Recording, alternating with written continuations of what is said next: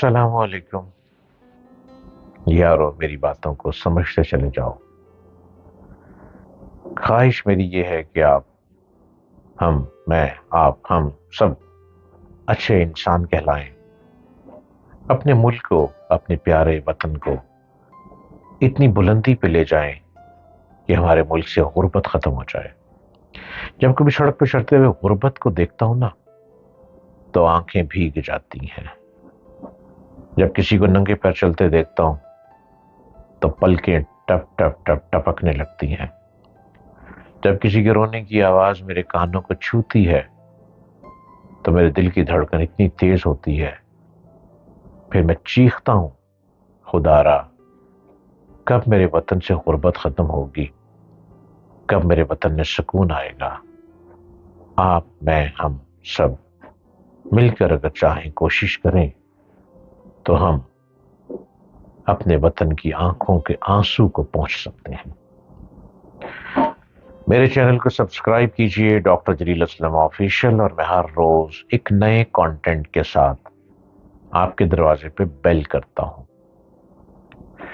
सड़क पर दो आदमियों का झगड़ा हो या मैदान जंग में दो कौमों का टकराव, इस किस्म की तमाम चीजें हमेशा जहन में शुरू होती हैं।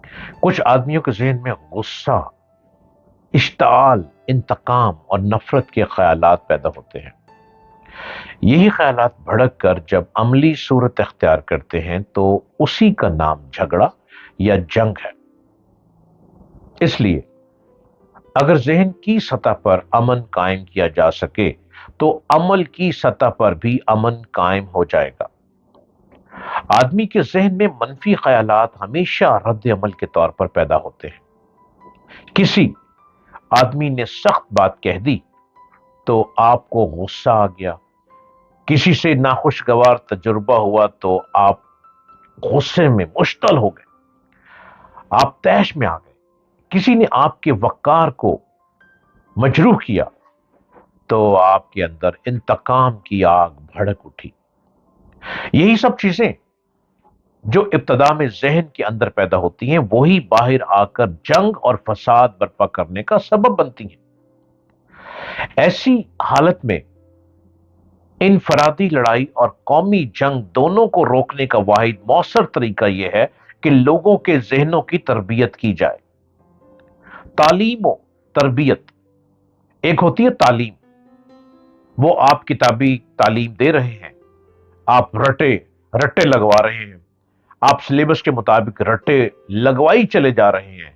एक होती है तरबियत, तालीम और तरबियत के साथ तरबियत भी दी जाए, लोगों के अंदर वो मिजाज बनाया जाए जिसको मजहब में सब्र कहा जाता है।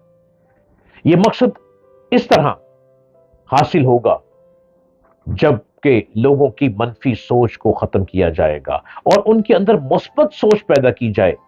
लोगों के अंदर ये मिजाज बनाया जाए कि वो इश्ताल की बातों पर मुश्तल ना हो, गुस्से की बातों पर तैश में ना आ जाए, गुस्से में ना आ जाए, भड़कने ना लग पड़े।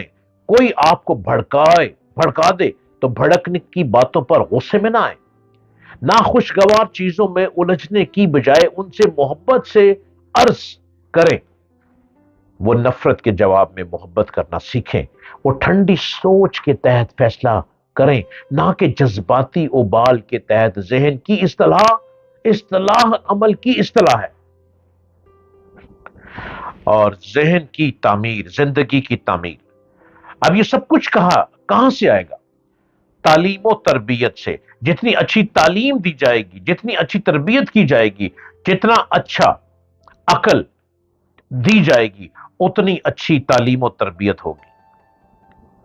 मौजूदा हालात के तनाजुर में हमारा मुल्क जिस सूरत हाल से दो चार है, इस सारे मामले से निपटने के लिए अब बहुत जरूरी है कि पूरे मुल्क में निजाम तालीम को लाजमी तौर पर राइज किया जाए, तालीम और तरबियत राइज की जाए, ताकि बच्चों को तालीम के साथ साथ तहजीब व आदाब और मुल्की सालमियत के हवाले से खुसूसी तालीम दी जाए। हमें बच्चों को तालीम के साथ तहजीब सिखाने की भी जरूरत है। तालीमी इदारों में طلباء کا رجحان صرف اور صرف اچھے نمبر لانے پر ہوتا ہے۔ جیسے جیسے وہ آگے کی جانب بڑھتے جاتے ہیں، پچھلی باتوں کو بھول کر آگے نئے خیالات اور جدت پسندی کو اپنا لیتے ہیں۔ اس دوران وہ مختلف تنظیموں اور جماعتوں کے لیڈروں کی تقاریر سے متاثر ہو کر اپنے آپ کو ان کے حوالے کر دیتے ہیں اور ان کی باتوں کو اپنے اوپر لازم و ملزوم کر لیتے ہیں۔ بحیثیت والدین ہم یہ سمجھنے لگے ہیں کہ ہم نے اپنے بچوں کو تعلیم دے کر ان کے مستقبل کو روشن کر دیا ہے، مگر ان کی سرگرمیوں سے آنکھیں بند کر لیتے ہیں، جس کا خمیازہ ہمیں اس طرح بھگتنا پڑتا ہے کہ یہی نوجوان غیر اخلاقی سرگرمیوں میں آگے آگے رہتے ہیں اور پھر والدین ان کے لیے پریشان پھرتے نظر آتے ہیں۔ نوجوانوں میں تربیت کے حوالے سے ضروری ہے کہ والدین انہیں ایک دوسرے سے محبت و اخلاق سے پیش آنے کی تربیت دیں، انہیں کھیلوں کے میدان میں اتاریں، سوشل میڈیا کا صحیح استعمال سکھائیں، ان کی حوصلہ افزائی کریں تاکہ وہ بہترین منزل کا انتخاب کر سکیں۔ اس معاشرے کو بہتر بنانے کے لیے بہترین ماؤں اور بہترین اساتذہ کی ضرورت ہے۔ بچوں کو ایسی سرگرمیوں سے دور رکھیں جو ان کے لیے تکلیف کا باعث بنے۔ اپنے بچوں کو اچھے لوگوں کی گفتگو سنائیں، اپنے بچوں کو اچھی کاؤنسلنگ کریں، اپنے بچوں کو تعلیم و تربیت کسی اچھے انسٹیٹیوٹ سے دیں، اچھے استاد سے دیں، اچھے لوگوں کی صحبت میں ان کو بیٹھنے کی عادت ڈالیں۔ دوسروں کے خلاف تخریب کاری خود اپنے خلاف تخریب کاری ہے۔ کوئی شخص تخریب کاری کا طریقہ اختیار کرنے کے بعد اس کے برے نتیجے سے اپنے آپ کو نہیں بچا سکتا، خواہ اس کو دنیا کی سب سے بڑی طاقت کی حیثیت حاصل ہو اور خواہ اس نے اپنا تخریبی منصوبہ اعلیٰ ترین سائنسی سطح پر کیوں نہ بنایا ہو۔ اچھی تربیت ذہن کو پازیٹو رکھتی ہے، بری تربیت ذہن کو تخریب کاری پر آمادہ کرتی ہے، اور یہ سب قصور والدین کا ہے۔ اگر والدین چاہیں تو اپنے بچوں کو اچھی صحبت عطا کر سکتے ہیں۔ بچوں کو تھوڑا ٹائم دینا پڑتا ہے۔ جب آپ ٹائم دیں گے، تعلیم و تربیت پر توجہ دیں گے، تو آپ خود حیران ہو جائیں گے کہ اب آپ کو اپنے بچوں کے پیچھے بھاگنے کی ضرورت نہیں ہے۔ آپ کے بچے بہترین تعلیم و تربیت کی طرف رواں دواں ہیں۔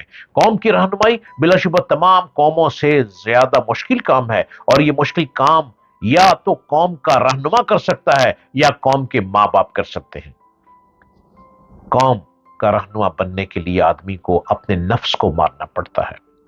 ایک رہنما کو اپنے نفس کا خیال رکھنا ضروری ہوتا ہے، اور پھر لوگوں کی تعلیم و تربیت اس کی گفتگو سے ہوتی ہے۔ جو لوگ اس ضروری تیاری کے بغیر قوم کو رہنمائی کے میدان میں داخل ہوں، وہ قوم کے مجرم ہیں، نہ کہ قوم کے رہنما۔ پہلے اپنی تربیت خود کریں، پھر قوم کو اپنی محبت بھری گفتگو سے آمادہ کریں کہ تخریب کاری سے بچیں، اپنے ذہنوں کو پازیٹو سوچ کی طرف لے کر چلیں، اور اسلحے کو مت دیکھیں، قلم اور کتاب کو دیکھیں۔